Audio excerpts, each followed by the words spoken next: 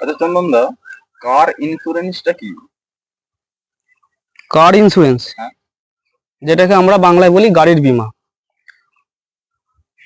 কার insurance হচ্ছে দুটো ধরন আছে কার ইন্স্যুরেন্সে। যেখানে আমি আগের ভিডিওতে বাইক ইন্স্যুরেন্স নিয়ে যেগুলো আলোচনা করেছিলাম, সেম একই রকমের।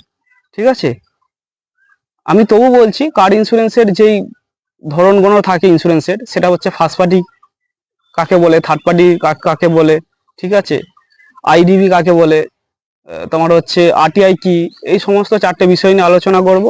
এবং এই ইন্স্যুরেন্স হচ্ছে নিলে সুবিধা কি কি আছে, এই বিষয়গুলো নিয়ে আজকে আলোচনা করব। কার ইন্স্যুরেন্সে, কার ইন্স্যুরেন্সের হচ্ছে এখানেও হচ্ছে তুমি ফার্স্ট পার্টি এবং থার্ড পার্টি রয়েছে।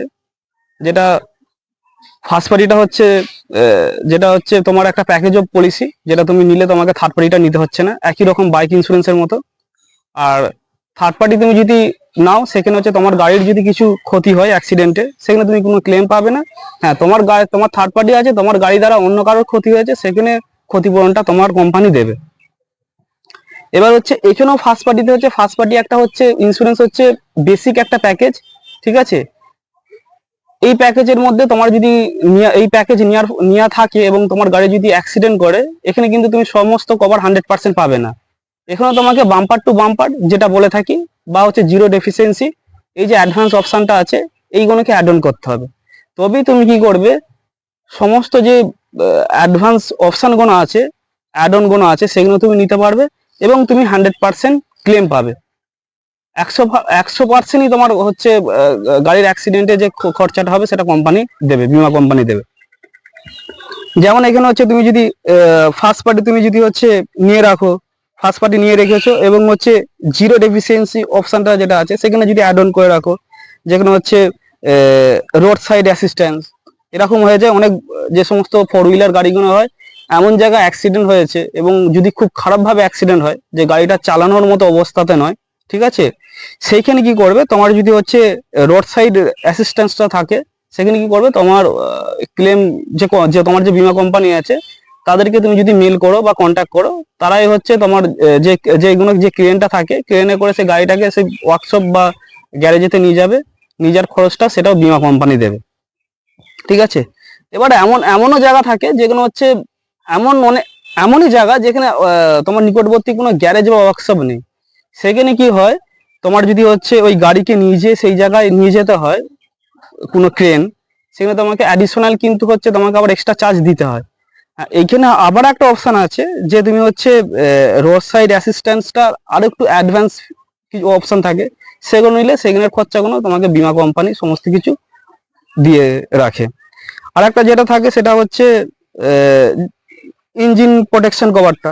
ইঞ্জিন প্রোটেকশনটা কভারটা হচ্ছে তোমার গাড়ির হচ্ছে যদি ওপর অ্যাক্সিডেন্ট হয়, তুমি তো ক্লেম পাচ্ছই, এমনকি হচ্ছে তোমার গাড়ির যদি অ্যাক্সিডেন্টের ফলে যদি হচ্ছে কোনো ইঞ্জিনের যদি ক্ষতি হয়, ঠিক আছে, ইঞ্জিন যদি সিজ হয়ে যায়, ঠিক আছে, তার সমস্ত খরচাগুলো এখানে হচ্ছে বীমা কোম্পানি দেবে। সেটা তোমার হচ্ছে যদি অ্যাক্সিডেন্টে হোক, বা যদি বর্ষার জল ঢুকে হয়ে যাক, সমস্ত কভারটা থাকে। আর একটা থাকে যেটা হচ্ছে কনজিউয়েবল অপশন। এটা আমি নিতে সকলকে অনুরোধ করব, কারণ এই অপশনটা তুমি নিলে তোমার গাড়ির যখন হচ্ছে অ্যাক্সিডেন্টে ক্ষতি হবে এবং যখন ক্লেমের জন্য গাড়িটা যাবে কোনো গ্যারেজ বা শোরুমেতে, এখানে কি হয়, যখন রিপেয়ারিং এর সময় হচ্ছে বিভিন্ন রকম ইঞ্জিন অয়েল, গ্রিস অয়েল, ঠিক আছে, নাট বোল্টের সমস্ত খরচা অনেক সময় কি হয়, পকেট থেকে দিতে হয়। কিন্তু এই অপশনটা নিয়ে রাখলে তোমাকে একটা টাকাও পকেট থেকে খরচা করতে হবে না, সমস্ত খরচা বীমা কোম্পানি তোমাকে দেবে। ঠিক আছে, এখানে হচ্ছে কি অ্যান্ড লক রিপ্লেসমেন্ট যে অপশনটা থাকে, এটা তুমি নিতেও পারো, নাও নিতে পারো, সেটা তোমার ব্যক্তিগত বিষয়। তবে এই অপশনটা কি, এই অপশনটা হচ্ছে তোমার যদি চাবি যদি চুরি হয়ে যায় বা হারিয়ে যায়, ঠিক আছে, তবে ওই ওই যে যে লকটা থাকে, এখন বিভিন্ন রকম যে গাড়ির কি অপশন গুলো থাকে, গাড়ির যে চাবির যে জায়গাটা থাকে, এটা পুরো ডিজিটাল করে ফেলেছে। ঠিক আছে, এবং ডিজিটাল করার ফলে এবং একটা ভালো খরচা আসে, এবং সেই খরচাটাও তোমার যদি এই অপশনটা নিয়ে রাখে, সেই খরচাটাও বীমা কোম্পানি দিয়ে দেবে। আচ্ছা, আরটিআই যেটা যেটা বললাম, সেটা হচ্ছে তোমার রাইট টু ইনভয়েস, সেটা হচ্ছে তুমি যদি এই অপশনটা নিয়ে রাখো, তোমার গাড়ি যদি চুরি হয়ে যায় তাহলে কি হবে, তোমার গাড়ির যে আইডিবি ভ্যালু থাকবে সে ভ্যালু অনুযায়ী তুমি গাড়ির হচ্ছে পুরো টাকা তুমি পেয়ে যাবে। ঠিক আছে। টায়ার প্রোটেক্টর তোমার যদি টায়ার যদি হচ্ছে ক্ষতি হয় অ্যাক্সিডেন্টে, সেই সমস্ত ক্লেম তুমি পাবে। রিম প্রোটেকশন, গাড়ি যদি অ্যাক্সিডেন্টে যদি গাড়ির যে রিমটা থাকে সেটা যদি বেঁকে যায় ভেঙে যায়, সে ক্ষতিপূরণটা তুমি পাবে। ঠিক আছে। তারপর হচ্ছে লস অফ পার্সোনাল ব্যাগেজ, তোমার যদি গাড়ির ভেতর কোনো প্রয়োজনীয় গুরুত্বপূর্ণ জিনিস থাকে যেটা যদি হচ্ছে কেউ যদি চুরি করে নেয়, এবং সেই সমস্ত খরচাগুলো কোম্পানি দেয়। এবং আর একটা অপশান এখানে অ্যাড করব, সেটা হচ্ছে ইএমআই অপশানটা। সেটা হচ্ছে তোমার গাড়ি যদি হচ্ছে ইনস্টলমেন্টে গাড়িটা কিনেছো, এবং তোমার ওই গাড়ি থেকেই তোমার হচ্ছে ইনকাম সোর্স, তোমার গাড়িটা যদি কোনো অ্যাক্সিডেন্টে যদি 1 মাস পড়ে থাকে, 15 দিন গ্যারাজে পড়ে থাকে, তাহলে কি হচ্ছে, তুমি সেই গাড়িটা নিয়ে কাজ করতে পারবে না, অফিস যেতে পারবে না।